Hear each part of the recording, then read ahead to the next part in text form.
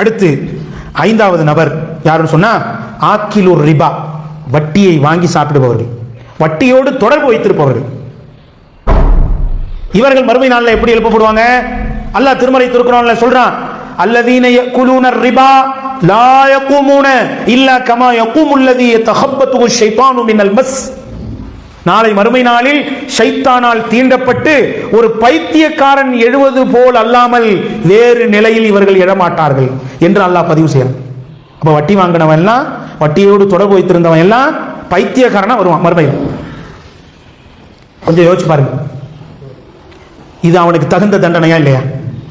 உலகத்துல எத்தனை பேரை இவன் பைத்தியம் ஆக்கியிருப்பான், உலகத்துல எத்தனை குடும்பங்கள் இவனால சீரழிஞ்சிருக்கும்.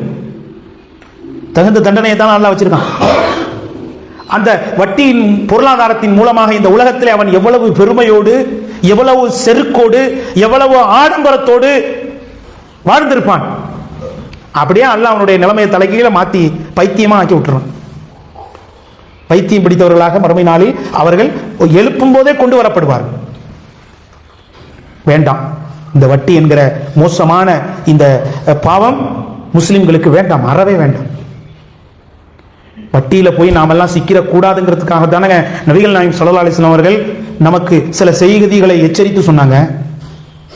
கடைசி காலத்திலே வட்டி பெருகும், கடைசி காலத்துல வட்டி பெருகும் அப்படின்னா என்ன அர்த்தம்?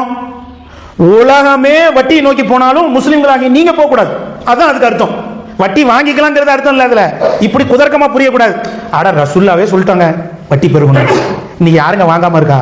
வாங்கிக்க வேண்டியதான், அப்படியா புரியணும்? இத இல்ல, உலகமே வட்டியை நோக்கி போனாலும் நீ போக கூடாதுங்கிறது தான் அந்த செய்தி. நம்மள ரசூலுல்லாஹ் என்ன செய்யறாங்க? உஷார் பண்றாங்க, நம்மள விழிப்புணர்வு அடைய செய்யறாங்க. வட்டியை நோக்கி போவாதீங்க. நபிகள் நாயகம் ஸல்லல்லாஹு அலைஹி வஸல்லம் சொன்ன இன்னொரு செய்தி இருக்கு.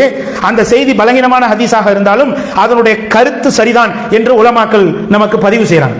அதனால இந்த சபையில அந்த செய்தியை பதிவு செய்யறேன். நபிகள் நாயகம் ஸல்லல்லாஹு அலைஹி வஸல்லம் சொன்னதாக வருது, கடைசி காலத்துல வட்டி பெருகும்.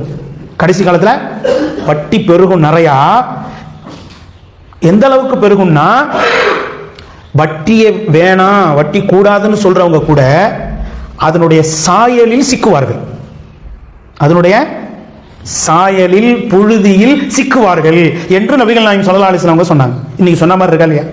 இன்னைக்கு தெளிவான வட்டி எதுன்னு கேட்டா அது வேணாம், அதுக்கு நான் போக மாட்டேன்னு சொல்லிடுவோம். ஆனா வட்டியினுடைய சாயல் எதுலெல்லாம் இருக்குன்னு கேட்டா யாருக்குமே தெரியாது. அதான் நிலைமை இன்னைக்கு. உண்மையிலே வட்டியினுடைய சாயல் இன்னைக்கு நிறைய நடமாடிக்கிட்டு இருக்கு. தெரிஞ்சிருக்கோமா? சமூகத்தில் அதிகமா வட்டியை பத்தி பேசணும். வட்டியினுடைய வகைகள் என்ன, வட்டியினுடைய சாயல் என்ன, வட்டியுடைய விபரீதம் என்ன, இஸ்லாம் இதை எதற்காக ஹராமாக்கி இருக்கு பேசணும்.